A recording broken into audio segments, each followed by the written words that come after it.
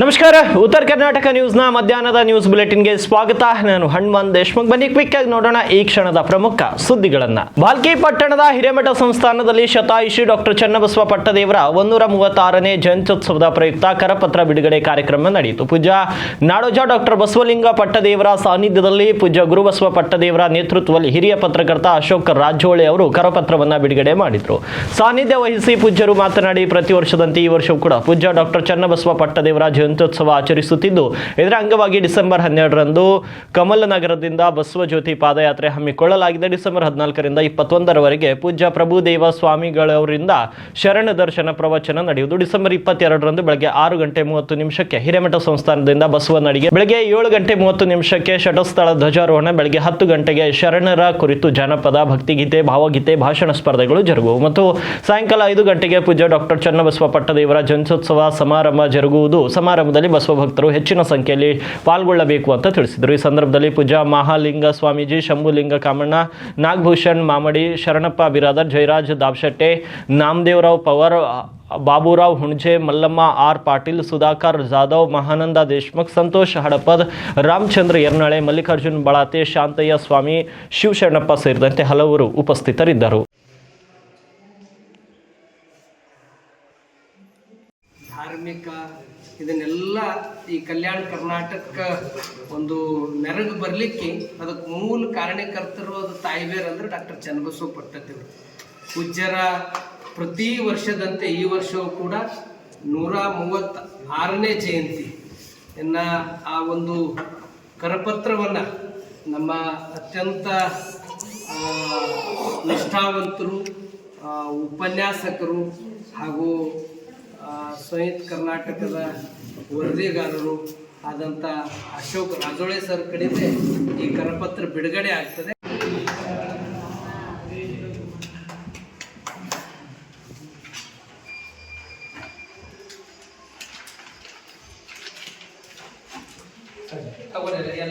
ಈ ಕಡೆ ಬರ್ರಿ, ಬರ್ರಿ ಸರ್, ಈ ಕಡೆ ಬರ್ರಿ. ಆಕಾಶ ಗಾಡಿಯ ಕುಂತ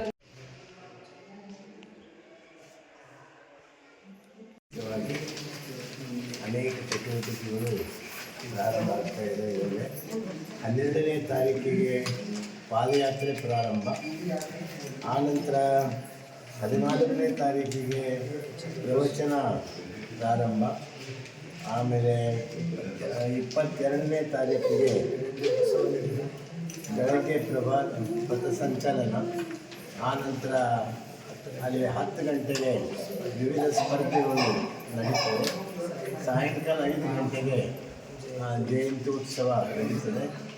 ಹೆಚ್ಚಿನ ಸಂಖ್ಯೆಯಲ್ಲಿ ತಾವೆಲ್ಲ ಬರಬೇಕು ಅಂತ ಆಹ್ವಾನವನ್ನು ಕೊಟ್ಟು, ರಾಜ್ಯದಲ್ಲಿ ಕನ್ನಡ ನಾಡು ನುಡಿಗೆ ಅಪಮಾನ ಮಾಡುತ್ತಿರುವಂತಹ ಮಹಾರಾಷ್ಟ್ರ ಏಕೀಕರಣ ಸಮಿತಿ ಸಂಘಟನೆಯನ್ನು ನಿಷೇಧಿಸಬೇಕು ಅಂತ ನಮ್ಮ ಕರ್ನಾಟಕ ಸೇನೆಯ ಜಿಲ್ಲಾಧ್ಯಕ್ಷ ಗಣೇಶ್ ಪಾಟೀಲ್ ಒತ್ತಾಯಿಸಿದ್ದಾರೆ. ಈ ಕುರಿತು ಪಟ್ಟಣದಲ್ಲಿ ಮಾಧ್ಯಮದವರೊಂದಿಗೆ ಮಾತನಾಡಿದ ಅವರು, ಎಂಇಎಸ್ ಪದಾಧಿಕಾರಿಗಳ ಪುಂಡಾಟಿಕೆ ದಿನದಿಂದ ದಿನಕ್ಕೆ ಹೆಚ್ಚುತ್ತಲೇ ಇದೆ. ಮಹಾರಾಷ್ಟ್ರ ರಾಜ್ಯದ ಕೋಲ್ಹಾಪುರ್ಗೆ ತೆರಳಿದ ಕರ್ನಾಟಕ ರಾಜ್ಯದ ಸಾರಿಗೆ ಬಸ್ ಎಂಇಎಸ್ ಪದಾಧಿಕಾರಿಗಳು ಜೈ ಮಹಾರಾಷ್ಟ್ರ ಎಂಬ ಸ್ಟಿಕ್ಕರ್ ಅಂಟಿಸಿ ಕನ್ನಡಿಗರಿಗೆ ಅವಮಾನಿಸಿದ್ದಾರೆ. ಕೂಡಲೇ ಪ್ರಸ್ತುತ ಬೆಳಗಾವಿಯಲ್ಲಿ ನಡೆಯುತ್ತಿರುವ ಅಧಿವೇಶನದಲ್ಲಿ ಎಲ್ಲಾ ರಾಜಕೀಯ ಪಕ್ಷದವರು ಒಗ್ಗಟ್ಟು ಪ್ರದರ್ಶಿಸಿ ಎಂಇಎಸ್ ಸಂಘಟನೆಯನ್ನು ನಿಷೇಧಿಸಲು ಒಮ್ಮತದ ನಿರ್ಣಯ ಕೈಗೊಳ್ಳಬೇಕು ಅಂತ ಒತ್ತಾಯವನ್ನು ಮಾಡಿದ್ದಾರೆ. ಮೊನ್ನೆ ನಡೆದ ಬೆಳಗಾವಿ ಅಧಿವೇಶನದ ಮುಂಚೆ ಎಂಇಎಸ್ ಮಹಾರಾಷ್ಟ್ರ ಏಕೀಕರಣ ಸಮಿತಿ ಏನು ಒಂದು ಪುಂಡಾಟಿಕೆ ಮಾಡ್ತಾ ಇದ್ದಾರೆ, ಆ ಪುಂಡಾಟಿಕೆಯನ್ನು ತಕ್ಷಣ ಅವರು ನಿಲ್ಲಿಸಬೇಕು. ಮತ್ತು ಆ ದಿವಸದಿಂದ ಕೊಲ್ಹಾಪುರ್ನಲ್ಲಿ ಶಿವಸೇನೆ ಮುಖಂಡರು, ಕೆಲವು ಕಾರ್ಯಕರ್ತರು ಕರ್ನಾಟಕ ರಾಜ್ಯ ರಸ್ತೆ ಸಾರಿಗೆ ಸಂಸ್ಥೆ ಬಸ್ಸಿಗಳ ಮೇಲೆ ಜೈ ಮಹಾರಾಷ್ಟ್ರ ಎಂದು ಬರೆದು ಕನ್ನಡಿಗರಿಗೆ ಭಾಳಷ್ಟು ನೋವಾಗಿದೆ. ಮುಂಬರುವ ದಿನಗಳಲ್ಲಿ ಅವರಿಗೆ ಅದರಂತೆಯೇ ತಕ್ಕ ಉತ್ತರ ಕೊಡಲಾಗುವುದು. ಜೊತೆಗೆ ಈ ಒಂದು ಅಧಿವೇಶನದಲ್ಲಿ ಗಡಿ ಜಿಲ್ಲೆಯಲ್ಲಿ ಅಶಾಂತಿ ಮೂಡಿಸುತ್ತಿರುವ ಎಂಇಎಸ್ ಪುಂಡರನ್ನು ಎಲ್ಲ ಪಕ್ಷದವರು ಒಡ್ಡುಗೂಡಿ ಈ ಎಂಇಎಸ್ ಮತ್ತು ಶಿವಸೇನೆ ರದ್ದು ಮಾಡಬೇಕೆಂದು ಈ ಮೂಲಕ ಮಾನ್ಯ ಮುಖ್ಯಮಂತ್ರಿಗಳಿಗೆ ಮತ್ತು ಎಲ್ಲ ಸಚಿವರಿಗೆ ವಿನಂತಿಸುತ್ತೇವೆ. ಗಣೇಶ್ ಪಾಟೀಲ್, ನಮ್ಮ ಕರ್ನಾಟಕ ಸೇನೆ ಜಿಲ್ಲಾಧ್ಯಕ್ಷರು, ಬೀದರ್. ಕಲಬುರಗಿ ಜಿಲ್ಲೆಯಾದ್ಯಂತ ಡಿಸೆಂಬರ್ 14ರವರೆಗೆ ತಾಪಮಾನವು ಸಾಮಾನ್ಯಕ್ಕಿಂತ 4 ರಿಂದ 6 ಡಿಗ್ರಿ ತೀರಾ ಕಡಿಮೆ ಇರುವ ಸಾಧ್ಯತೆ ಇದೆ. ಇದು ತೀವ್ರ ಶೀತ ಅಲೆಯ ಪರಿಸ್ಥಿತಿಗೆ ಕಾರಣವಾಗಬಹುದು. ಆದ್ದರಿಂದ ಸಾರ್ವಜನಿಕರು ಅನಗತ್ಯವಾಗಿ ಹೊರಗಡೆ ತಿರುಗಾಡಬಾರದು, ಪ್ರವಾಸವನ್ನ ಮಿತಗೊಳಿಸಬೇಕು ಅಂತ ಜಿಲ್ಲಾಧಿಕಾರಿ ಬಿ ಫೌಜಿಯಾ ತರ್ನುಮ್ ಅವರು ತಿಳಿಸಿದ್ದಾರೆ. ಈ ಕುರಿತು ಪತ್ರಿಕಾ ಹೇಳಿಕೆ ನೀಡಿರುವಂತವರು ಚಳಿ ಮತ್ತು ಶೀತಗಳಿಂದ ರಕ್ಷಿಸಿಕೊಳ್ಳಲು ಸಾರ್ವಜನಿಕರು ಅಗತ್ಯ ಮುನ್ನೆಚ್ಚರಿಕೆ ಕ್ರಮಗಳನ್ನು ತೆಗೆದುಕೊಳ್ಳಬೇಕು. ವೃದ್ಧರು, ಮಕ್ಕಳ ಬಗ್ಗೆ ಪಾಲಕ ಪೋಷಕರು ಎಚ್ಚರಿಕೆ ವಹಿಸಬೇಕು ಅಂತ ಪ್ರಕಟಣೆಯಲ್ಲಿ ತಿಳಿಸಿದ್ದಾರೆ. ಕೆಂಪೇಗೌಡರ ಪ್ರತಿಮೆ ಬಳಿ ಅಂಬೇಡ್ಕರ್ ನಾಮಫಲಕ ಅಳವಡಿಕೆ ಮಾಡಿರುವ ವಿಚಾರದಲ್ಲಿ ದಲಿತ ಮತ್ತು ಸವರ್ಣೀಯರ ನಡುವೆ ಜಿಲ್ಲೆಯ ಹೊಳೆ ನರಸೀಪುರ ತಾಲೂಕಿನ ಬಂಡಿಶೆಟ್ಟಿಹಳ್ಳಿ ಗ್ರಾಮದಲ್ಲಿ ಜಟಾಪಟಿ ನಡೆದ. ಇದೀಗ ಗ್ರಾಮದಲ್ಲಿ ಉದ್ವಿಗ್ನ ಪರಿಸ್ಥಿತಿ ನಿರ್ಮಾಣವಾಗಿದೆ. ಹೀಗಾಗಿ ಗ್ರಾಮದಲ್ಲಿ ಬಿಗಿ ಪೊಲೀಸ್ ಬಂದೋಬಸ್ತನ್ನು ಏರ್ಪಡಿಸಲಾಗಿದೆ. ತಾಲೂಕಿನ ಬಂಡಿಶೆಟ್ಟಿಹಳ್ಳಿ ಗ್ರಾಮದಲ್ಲಿ ಕಳೆದ 6 ತಿಂಗಳ ಹಿಂದೆ ಕೆಂಪೇಗೌಡ ಪ್ರತಿಮೆ ನಿರ್ಮಾಣವಾಗಿತ್ತು. ದಲಿತ ಸಮುದಾಯ ಮತ್ತು ಸವರ್ಣೀಯರ ಮುಖಂಡರುಗಳು ಕಾರ್ಯಕ್ರಮಕ್ಕೆ ಆಹ್ವಾನಿಸಲಾಗಿತ್ತು.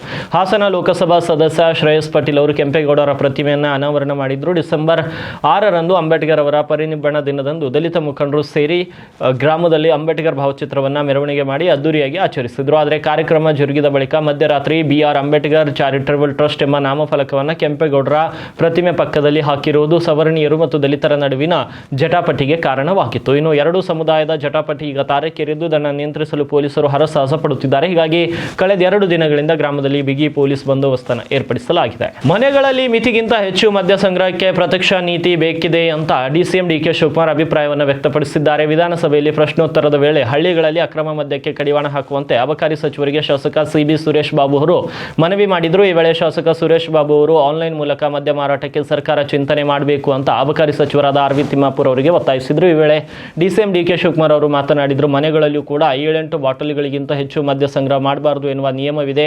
ಮನೆಗೆ ಬಂದವರೆಲ್ಲ ಒಂದೊಂದು ಬಾಟಲ್ ನೀಡುತ್ತಿದ್ದಾರೆ. ಆದಾಯ ತೆರಿಗೆ ಇಲಾಖೆ ಸೇರಿದಂತೆ ಅನೇಕರು ಬಂದು ಇದಕ್ಕೂ ಒಂದು ಕೇಸ್ ದಾಖಲು ಮಾಡುತ್ತಿದ್ದಾರೆ. ಆದ ಕಾರಣಕ್ಕೆ ಮನೆಯಲ್ಲಿ ಸಂಗ್ರಹ ಮಾಡುವುದಕ್ಕೂ ಪ್ರತ್ಯಕ್ಷ ಅಧಿಕೃತ ಮುದ್ರೆ ಒತ್ತುವ ಬಗ್ಗೆ ಚರ್ಚೆ ನಡೆಸಬೇಕು ಎಂದರು. ಇನ್ನು ಅಮೆಜಾನ್, ಸ್ವಿಗ್ಗಿ ಸೇರಿದಂತೆ ಅನೇಕ ಕಂಪನಿಗಳು ತರಕಾರಿ, ಮಾತ್ರೆ ಸೇರಿದಂತೆ ಅಗತ್ಯ ವಸ್ತುಗಳನ್ನು ಫೋನ್ ಮಾಡಿದರೆ ಸಾಕು ಮನೆ ಬಾಗಿಲಿಗೆ ತಂದು ಕೊಡ್ತಾರೆ. ಇವರುಗಳೇ ಲಿಕ್ಕರ್ ಶಾಪ್ಗಳಿಗೆ ತೆರಳಿ ಮದ್ಯ ತಂದು ಕೊಡುವುದಿಲ್ಲ ಎನ್ನುವುದಕ್ಕೆ ಏನು ಗ್ಯಾರಂಟಿ ಇದೆ? ಇದರ ಬಗ್ಗೆ ನಾನು ಎಷ್ಟೋ ಕಡೆ ಕೇಳಿದ್ದೇನೆ. ಇದರ ಬಗ್ಗೆ ಮುಖ್ಯಮಂತ್ರಿಯವರಿಗೂ ಒಮ್ಮೆ ಹೇಳುತ್ತಿದ್ದೆ ಎಂದರು. ಇನ್ನು ಕರಾವಳಿ ಭಾಗದ ಒಂದಷ್ಟು ಕಡೆ ಬಾರ್ಗಳಿಗೆ ಅನುಮತಿ ನೀಡುತ್ತಿಲ್ಲ. ಆದರೂ ಕೂಡ ಅಲ್ಲೆಲ್ಲ ಬಿಯರ್ಗಳನ್ನು ಮಾರಾಟ ಮಾಡಲಾಗ್ತಾ ಇದೆ. ಕಳ್ಳತನದಲ್ಲಿ ಬೀಚ್ಗಳಲ್ಲಿ ಮಾರಾಟ ಮಾಡುವ ಬದಲು ಅಧಿಕೃತವಾಗಿ ಅನುಮತಿ ನೀಡುವುದು ಒಳ್ಳೆಯದು ಎಂದು ಒಂದು ದಿನ ಇದೇ ಕಾರಣಕ್ಕೆ IT ರೈಡ್ ಆದರೂ ಅಚ್ಚರಿ ಇಲ್ಲ. ಅದರಿಂದ ಇವುಗಳನ್ನೆಲ್ಲ ಸಕ್ರಮಗೊಳಿಸುವುದು ಮಾಡುವುದೇ ಸರಿಯೇನೋ ಎಂದು ನನಗೆ ಅನಿಸುತ್ತದೆ ಅಂತ ತಿಳಿಸಿದ್ದಾರೆ. ಖಾತೆ ವಿಲೇವಾರಿಗೆ ತಂದಿದಂತಹ ರೌಂಡ್ ರ್ಯಾಬಿನ್ ಪದ್ಧತಿಯನ್ನು ರದ್ದು ಮಾಡಲಾಗಿದೆ. GBA ವ್ಯಾಪ್ತಿಯಲ್ಲಿ ಈ ಖಾತೆ ಹಂಚಿಕೆಗೆ 6450 ಅರ್ಜಿಗಳು ಮಾತ್ರ ಬಾಕಿ ಇರುವ ಕಾರಣಕ್ಕೆ ಹಳೆ ಪದ್ಧತಿಯಲ್ಲಿಯೇ ಅರ್ಜಿಗಳನ್ನು ವಿಲೇವಾರಿ ಮಾಡಲಾಗುವುದು ಅಂತ DCM DK ಶಿವಕುಮಾರ್ ತಿಳಿಸಿದ್ದಾರೆ. ವಿಧಾನಸಭೆ ಪ್ರಶ್ನೋತ್ತರದ ಕಲಾಪದ ವೇಳೆ ಶಾಸಕ ಗೋಪಾಲಯ್ಯ ಅವರು GBA ಅಂದರೆ ಗ್ರೇಟರ್ ಬೆಂಗಳೂರು ಪ್ರಾಧಿಕಾರ ವ್ಯಾಪ್ತಿಯಲ್ಲಿ ಈ ಖಾತೆಗಳನ್ನು ನೀಡಲು ತಂದಿರುವ ರೌಂಡ್ ರ್ಯಾಬಿನ್ ಪದ್ಧತಿಯಿಂದ ಅನಾನುಕೂಲವಾಗ್ತಿರುವುದು ಗಮನಕ್ಕೆ ಬಂದಿದೆಯೇ ಎಂದು ಕೇಳಿದ ಪ್ರಶ್ನೆಗೆ ಉತ್ತರಿಸಿದವರು, ಈ ಖಾತೆ ಯೋಜನೆಯಲ್ಲಿ GBA ವ್ಯಾಪ್ತಿಯಲ್ಲಿ ಒಟ್ಟು 43,382 ಅರ್ಜಿಗಳು ಸಲ್ಲಿಕೆಯಾಗಿದ್ವು. ಇವುಗಳಲ್ಲಿ 31,274 ಅರ್ಜಿಗಳನ್ನು ವಿಲೆ ಮಾಡಲಾಗಿದೆ. 5,448 ಅರ್ಜಿಗಳನ್ನು ತಿರಸ್ಕರಿಸಲಾಗಿದೆ. ಡಿಸೆಂಬರ್ 3ನೇ ತಾರೀಕಿನಿಂದಲೇ ಹಳೆ ಪದ್ಧತಿಯಲ್ಲಿ ಖಾತೆ ಮಾಡಲು ನಿರ್ಧಾರ ಮಾಡಿರುವುದಾಗಿ ತಿಳಿಸಿದ್ದಾರೆ. ಇನ್ನು GBA ವ್ಯಾಪ್ತಿಯಲ್ಲಿ ಸಂಗ್ರಹವಾಗುವ ಕಸವನ್ನು ಸಂಸ್ಕರಿಸಲು ನಗರದ ಉತ್ತರ ಹಾಗೂ ದಕ್ಷಿಣ ದಿಕ್ಕುಗಳಲ್ಲಿ 2 ಘಟಕಗಳನ್ನು ಸ್ಥಾಪಿಸಲಾಗುವುದು. ಹೊಸ ತಂತ್ರಜ್ಞಾನದ ಮೂಲಕ ವೈಜ್ಞಾನಿಕವಾಗಿ ಕಸ ವಿಲೇವಾರಿ ಮಾಡಲಾಗುವುದು ಅಂತ ತಿಳಿಸಿದ್ದಾರೆ. ದೊಡ್ಡಬಳ್ಳಾಪುರ ವ್ಯಾಪ್ತಿಯಲ್ಲಿ ಈ ಹಿಂದೆ ಮುಚ್ಚಿರುವಂತಹ ಕಸ ಸಂಗ್ರಹಗಾರವನ್ನು ಸ್ಥಳಾಂತರಿಸಬೇಕು ಎನ್ನುವ ಶಾಸಕ ಧೀರಜ್ ಮುನಿರಾಜು ಅವರ ಪ್ರಶ್ನೆಗೆ ಉತ್ತರಿಸಿದ DCM DK ಶಿವಕುಮಾರ್, ದೊಡ್ಡಬಳ್ಳಾಪುರ ತಾಲೂಕಿನ ದೊಡ್ಡ ಬೆಳ್ಳಮಳ್ಳಿ ಹೋಬಳಿ ಗುಂದಲಹಳ್ಳಿಯಲ್ಲಿ ಒಟ್ಟು 134.10 ಎಕರೆ ಮತ್ತು ಬೆಂಗಳೂರು ದಕ್ಷಿಣ ತಾಲೂಕಿನ ಉತ್ತರಹಳ್ಳಿ ಹೋಬಳಿಯ ಗೋಲಹಳ್ಳಿಯಲ್ಲಿ 84.14 ಎಕರೆ ಹಾಗೂ 31.14 ಎಕರೆ ಪ್ರದೇಶಗಳನ್ನು ನಿಗದಿಪಡಿಸಲಾಗಿದೆ. ಯಶವಂತಪುರ ವಿಧಾನಸಭಾ ಕ್ಷೇತ್ರದಲ್ಲಿ ಸುಮಾರು 26 ಎಕರೆ ಪ್ರದೇಶದಲ್ಲಿ ವೈಜ್ಞಾನಿಕ ಕಸ ವಿಲೇವಾರಿ ಘಟಕವನ್ನು ಪ್ರಾರಂಭ ಮಾಡಲಾಗಿದೆ. ನಗರದ 4 ಭಾಗದಲ್ಲಿ ಕೂಡ ವೈಜ್ಞಾನಿಕ ಕಸ ವಿಲೇವಾರಿ ಮಾಡಬೇಕು ಎಂದು ಪ್ರಯತ್ನ ಮಾಡುತ್ತಿರುವ ಕಸದಿಂದ ಗ್ಯಾಸ್, ಬಯೋಗ್ಯಾಸ್ ಉತ್ಪಾದನೆ ಬಗ್ಗೆ ಹೆಚ್ಚು ಗಮನ ಹರಿಸುತ್ತಿದ್ದೇವೆ ಅಂತ ತಿಳಿಸಿದ್ದಾರೆ. ಜಿಲ್ಲಾ ಕಂಬಳಿ ಸಮಿತಿ ವತಿಯಿಂದ ಅನುಮೋದನೆಗೊಂಡ ದಕ್ಷಿಣ ಕನ್ನಡ ಹಾಗೂ ಉಡುಪಿ ಜಿಲ್ಲೆಯ 23 ಕಂಬಳೋತ್ಸವಗಳಿಗೆ ಸರ್ಕಾರದಿಂದ ತಲಾ 5 ಲಕ್ಷ ರೂಪಾಯಿ ಅನುದಾನ ಬಿಡುಗಡೆ ಮಾಡುವುದಾಗಿ ಕಾನೂನು ಸಚಿವ HK ಪಾಟೀಲ್ ಅವರು ತಿಳಿಸಿದ್ದಾರೆ. ವಿಧಾನಸಭೆಯ ಪ್ರಶ್ನೋತ್ತರ ಕಲಾಪದ ವೇಳೆ ಪುತ್ತೂರು ಶಾಸಕ ಅಶೋಕ್ ಕುಮಾರ್ ರೈ ಅವರು ಚುಕ್ಕೆ ಗುರುತಿನ ಪ್ರಶ್ನೆಗೆ ಉತ್ತರ ನೀಡಿದ ಅವರು ಮಾತನಾಡಿದರು. 2025-26ನೇ ಸಾಲಿನಲ್ಲಿ ಉಡುಪಿ ಮತ್ತು ದಕ್ಷಿಣ ಕನ್ನಡ ಜಿಲ್ಲೆಯಲ್ಲಿ ಆಯೋಜಿಸಲಾಗಿರುವ ಕಂಬಳ ಉತ್ಸವಗಳಿಗೆ ಅನುದಾನ ಕೋರಿ ಪ್ರಸ್ತಾವಗಳು ಸ್ವೀಕೃತವಾಗಿವೆ. ಇದಕ್ಕೆ ಸರ್ಕಾರದಿಂದ ಅನುಮೋದನೆ ನೀಡಿ ಅನುದಾನ ಬಿಡುಗಡೆಗೆ ಆರ್ಥಿಕ ಇಲಾಖೆ ಕಡತ ರವಾನಿಸಲಾಗಿದೆ. 2024-25ನೇ ಸಾಲಿನ ದಕ್ಷಿಣ ಕನ್ನಡ ಜಿಲ್ಲೆಯ ಮುಲ್ಕಿ, ಮಂಗಳೂರು, ನರಿಹಂಗಾಣ, ಮೂಡುಬಿದ್ರೆ, ಐಕ್ಯಳ, ಜಪ್ಪು, ಪುತ್ತೂರು, ಬಂಟ್ವಾಳ, ಉಪ್ಪಿನಂಗಡಿ ಮತ್ತು ವೇಣೂರಿನಲ್ಲಿ ಆಯೋಜಿಸಿದ ಕಂಬಳೋತ್ಸವಗಳಿಗೆ ತಲಾ 5 ಲಕ್ಷ ರೂಪಾಯಿಗಳಂತೆ ಒಟ್ಟು 50 ಲಕ್ಷ ರೂಪಾಯಿಗಳನ್ನು ಜಿಲ್ಲಾಧಿಕಾರಿಗಳು ಬಿಡುಗಡೆ ಮಾಡಿದ್ದಾರೆ. ಶಾಸಕರುಗಳ ಅಭಿಪ್ರಾಯದಂತೆ 23 ಕಂಬಳೋತ್ಸವಗಳಿಗೆ ಅನುದಾನ ಬಿಡುಗಡೆ ಕ್ರಮ ಕೈಗೊಳ್ಳಲು ಆಶ್ವಾಸನೆಯನ್ನ ಸಚಿವ ಎಚ್.ಕೆ. ಪಾಟೀಲ್ ಅವರು ನೀಡಿದರು. ಸಚಿವರ ನಿರ್ಧಾರವನ್ನು ಉಡುಪಿ ಹಾಗೂ ದಕ್ಷಿಣ ಕನ್ನಡ ಶಾಸಕರುಗಳು ಒಕ್ಕೊರಳಿನಿಂದ ಅಭಿನಂದಿಸಿದರು. ರಾಜ್ಯದಲ್ಲಿ ಮತ್ತೊಂದು ಬೃಹತ್ ಭೂ ಹಗರಣ ಬೆಳಕಿಗೆ ಬಂದಿದ್ದು, ಗಂಗಾವತಿಯ ಶಾಸಕ ಜನಾರ್ದನ್ ರೆಡ್ಡಿಯ ಪುತ್ರನ ಮೇಲೂ ಕೂಡ ಇದೀಗ ಭೂ ಕಬಳಿಕೆ ಆರೋಪ ಕೇಳಿ ಬಂದಿದೆ. ಜನಾರ್ದನ್ ರೆಡ್ಡಿ ಪುತ್ರ ಕಿರೀಟಿ ರೆಡ್ಡಿ ವಿರುದ್ಧವೂ ಕೂಡ ಭೂ ಕಬಳಿಕೆ ಆರೋಪ ಕೇಳಿ ಬಂದಿದ್ದು, 100 ಕೋಟಿ ರೂಪಾಯಿ ಮೌಲ್ಯದ ಸುಮಾರು 9 ಎಕರೆ ಭೂಮಿ ಕಬಳಿಸಿದ ಆರೋಪ ಕೇಳಿ ಬಂದಿದೆ. ಕಿರೀಟಿ ರೆಡ್ಡಿ ಹಾಗೂ ಸಹವರ್ತಿಗಳು ನಕಲಿ ದಾಖಲೆಗಳನ್ನು ಸೃಷ್ಟಿಸಿ ಭೂಮಿ ಕಬಳಿಸಿದ ಆರೋಪ ಬಂದಿದೆ. ಈ ಬಗ್ಗೆ ಧಾರವಾಡ ಹೈಕೋರ್ಟ್ ಪೀಠದಲ್ಲಿ ರಿಟ್ ಅರ್ಜಿ ಸಹ ಸಲ್ಲಿಕೆ ಆಗಿದೆ. ಬಳ್ಳಾರಿಯ ಗೋವರ್ಧನ್ ಎನ್ನುವರು ಧಾರವಾಡ ಹೈಕೋರ್ಟ್ಗೆ ರಿಟ್ ಅರ್ಜಿ ಸಲ್ಲಿಸಿದ್ದಾರೆ. ಪ್ರಕರಣವನ್ನು ಸಿಐಡಿ ಅಥವಾ ಎಸ್ಐಟಿಗೆ ವಹಿಸುವಂತೆ ಗೋವರ್ಧನ್ ಮನವಿಯನ್ನ ಮಾಡಿದ್ದಾರೆ. ಈ ಸಂಬಂಧ ಕರ್ನಾಟಕ ರಾಜ್ಯ ಸರ್ಕಾರಕ್ಕೆ ಧಾರವಾಡ ಹೈಕೋರ್ಟ್ ಪೀಠ ನೋಟಿಸ್ ನೀಡಿದೆ. 2005ರಲ್ಲಿ ಕಿರೀಟಿ ಸಹವರ್ತಿಗಳಾದ ಮಂಜುನಾಥ್ ಹಾಗೂ ಬಿ ಸೀನಾ ಎನ್ನುವರು ಭೂಮಿ ಪಡೆದಿದ್ದಾರೆ. ಗೋವರ್ಧನ್ ಬಳಿ ಜಿಪಿಎಸ್ ಹಾಗೂ ಕರಾರು ಪತ್ರ ಮಾಡಿಸಿಕೊಂಡಿದ್ದ ಆರೋಪ ಕೇಳಿ ಬಂದಿದ್ದು, ಕರಾರು ಪತ್ರ ಮಾಡಿಸಿಕೊಂಡು ಅದನ್ನು ತಿರುಚಿದ್ದಾರೆ ಎನ್ನಲಾಗಿದೆ. 2022ರಲ್ಲಿ ಭೂಮಿಯನ್ನು ಉಡುಗೊರೆಯಾಗಿ ನೀಡಿದ್ರು. ಈ ಸಂಬಂಧ ಬಳ್ಳಾರಿಯ ಕೌಲ್ ಬಜಾರ್ ಪೊಲೀಸ್ ಠಾಣೆಯಲ್ಲಿ ಎಫ್ಐಆರ್ ಸಹ ದಾಖಲಾಗಿದೆ. ಆದರೆ ಯಾವುದೇ ಪ್ರಯೋಜನ ಆಗಿಲ್ಲ ಅಂತ ಆರೋಪಿಸಲಾಗಿದೆ. ಕಿರೀಟಿ ರೆಡ್ಡಿ ಪ್ರಭಾವಿಯಾಗಿದ್ದು, ನನಗೆ ಜೀವ ಭಯ ಇದೆ, ಹೀಗಾಗಿ ಕೋರ್ಟ್ಗೆ ಅರ್ಜಿ ಹಾಕಿದ್ದೇನೆ ಅಂತ ಗೋವರ್ಧನ್ ಮಾಹಿತಿಯನ್ನು ನೀಡಿದ್ದಾರೆ. ಭಾರತ ಮತ್ತು ಅಮೆರಿಕ ನಡುವಿನ ನಿರ್ಣಾಯಕ ವ್ಯಾಪಾರ ಮಾತುಕತೆ ಇಂದಿನಿಂದ ಆರಂಭವಾಗಲಿದೆ. ಅಮೆರಿಕದ ಉಪ ವ್ಯಾಪಾರ ಪ್ರತಿನಿಧಿ USTR ಅಂದ್ರೆ ರಿಕ್ ಸ್ವಿಟರ್ಜರ್ ನೇತೃತ್ವ ನಿಯೋಗವು ಪ್ರಸ್ತಾವಿಕ ದ್ವಿಪಕ್ಷೀಯ ವ್ಯಾಪಾರ ಒಪ್ಪಂದದ ಕುರಿತು ಸಹವರ್ತಿ ರಾಜೇಶ್ ಅಗ್ರವಾಲ್ ಅವರನ್ನು ಭೇಟಿ ಮಾಡಲಿದೆ. ಇನ್ನು ವ್ಯಾಪಾರ ಒಪ್ಪಂದಕ್ಕಾಗಿ ಅಮೆರಿಕದ ಮುಖ್ಯ ಸಮಾಲೋಚಕ ಹಾಗೂ ದಕ್ಷಿಣ ಮತ್ತು ಮಧ್ಯ ಏಷ್ಯಾದ ಸಹಾಯಕ US ವ್ಯಾಪಾರ ಪ್ರತಿನಿಧಿ ಬ್ರೆಂಡನ್ ಲಿಂಚ್, ಭಾರತದ ಮುಖ್ಯ ಸಮಾಲೋಚಕ ಮತ್ತು ವಾಣಿಜ್ಯ ಇಲಾಖೆಯ ಜಂಟಿ ಕಾರ್ಯದರ್ಶಿ, ಕರ್ನಾಟಕ ಕೇಡರ್ನ 2001 ಬ್ಯಾಚಿನ IAS ಅಧಿಕಾರಿ ದರ್ಪಣ್ ಜೈನ್ ಅವರೊಂದಿಗೆ ನಿರ್ಣಾಯಕ ಚರ್ಚೆ ನಡೆಸಲಿದ್ದಾರೆ.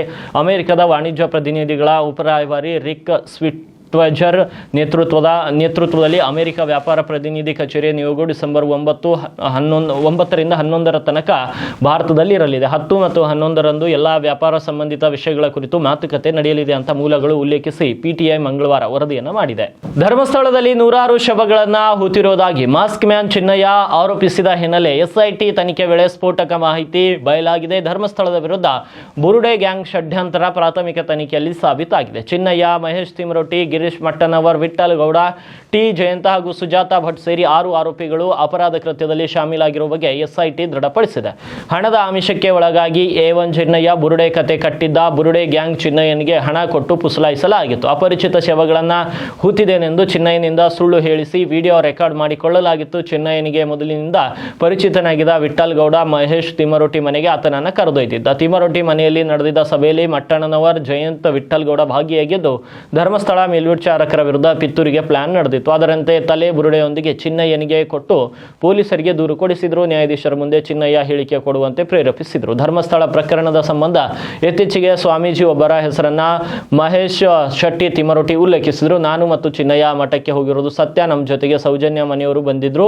ಆ ವೇಳೆ ಸ್ವಾಮೀಜಿ ಮುಂದೆ 1.5 ಗಂಟೆಗಳ ಕಾಲ ಚಿನ್ನಯ್ಯ ಎಲ್ಲವನ್ನ ಹೇಳಿದ್ದಾನೆ. ಯಾರೆಲ್ಲ ಅತ್ಯಾಚಾರ ಎಸಗಿದ್ದಾರೆ, ಮಾಡಿಸಿದ್ದಾರೆ ಎಂಬುದನ್ನು ಆತ ಬಹಿರಂಗಪಡಿಸಿದ್ದ ಅಂತ ತಿಳಿಸಿದ್ರು. ಮತ್ತೊಂದೆಡೆ ಮಾಸ್ಕ್ ಮ್ಯಾನ್ ಚಿನ್ನಯ್ಯನಿಗೆ ಕೋರ್ಟ್ ಜಾಮೀನು ನೀಡಿದ್ರು ಕೂಡ ಬಿಡುಗಡೆ ಭಾಗ್ಯ ಮಾತ್ರ ಸಿಕ್ಕಿಲ್ಲ. ನವೆಂಬರ್ 26ರಂದು ಚಿನ್ನಯ್ಯನಿಗೆ ನ್ಯಾಯಾಲಯದಿಂದ ಜಾಮೀನು ಮಂಜೂರಾಗಿತ್ತು. ಇಬ್ಬರು ಜಾಮೀನುದಾರರಿಗೆ 1 ಲಕ್ಷ ರೂಪಾಯಿ ಭದ್ರತೆ ಬಾಂಡ್ ನೀಡಲು ಕೋರ್ಟ್ ಆದೇಶಿಸಿತು. ಆದರೆ ಯಾರು ಜಾಮೀನು ಮತ್ತು ಭದ್ರತೆ ಹಣ ಠೇವಣಿ ಮಾಡದ ಹಿನ್ನೆಲೆ ಇನ್ನು ಶಿವಮೊಗ್ಗ ಜೈಲಿನಲ್ಲಿಯೇ ಚಿನ್ನಯ್ಯ ಇರುವಂತಾಗಿದೆ. ಇವಾಗಿರುವ ಈ ಕ್ಷಣದ ಪ್ರಮುಖ ಸುದ್ದಿಗಳು. ಮತ್ತೆ ಸಿಗ್ತೀನಿ ಮತ್ತೊಂದು ನ್ಯೂಸ್ ಬುಲೆಟಿನ್ನಲ್ಲಿ.